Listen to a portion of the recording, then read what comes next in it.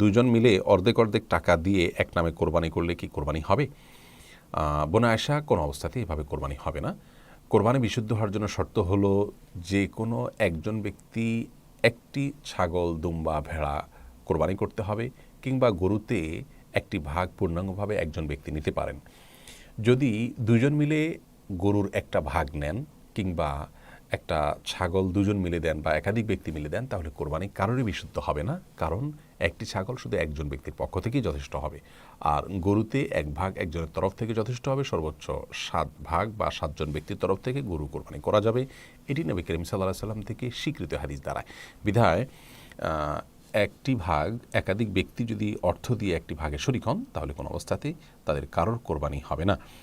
অনেক প্রবাসী ভাইরা কাজটি করেন, যে প্রবাসে থাকেন, কয়েকজন মিলে একটা রুমে থাকেন ব্যাচেলর, তারা কয়েকজন মিলে হয়তো ছাগল কিনেন।